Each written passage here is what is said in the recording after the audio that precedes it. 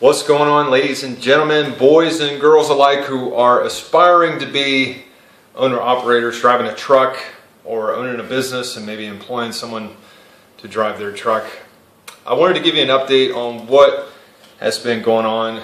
In my last video, the most recent one, I explained how I paid more than $8,000 in repairs to get my truck up and running and hitting the road.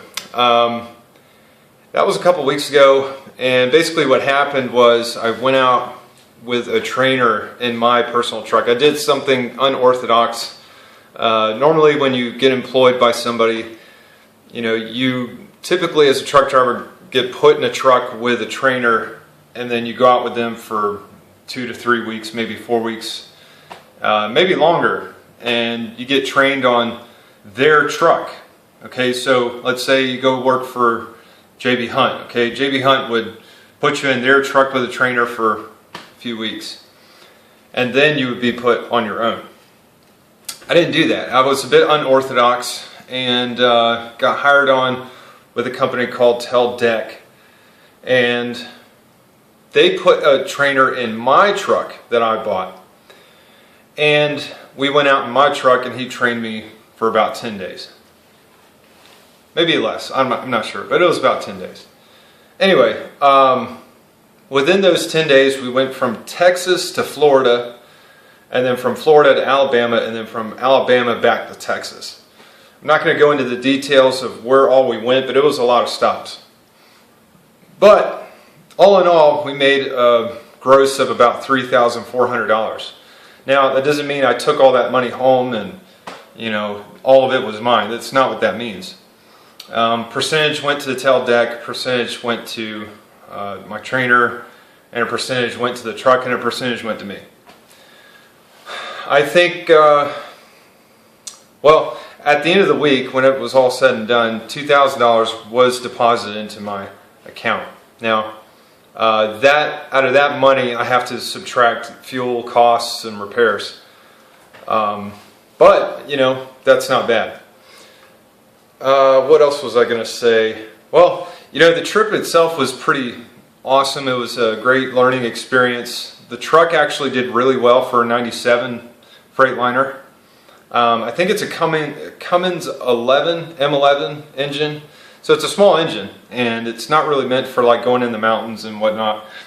But for where we went, it did really well, and I'm very proud of my truck. But the downside is we got pulled over into a weigh station down in Texas, down by Laredo, and DOT officer came up and inspected the truck, and he found a few things wrong with it, and he said you need to get this fixed.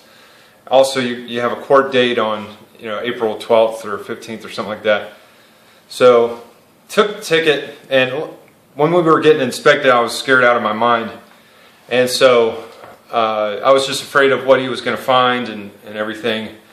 But truthfully, he didn't find much. He found 3 things, and that was basically it. And one of the things that he found was one of my brake canisters was not working properly. So anyway, I had to get that fixed. Plus my air compressor was leaking oil, and something else was leaking oil. I think it was the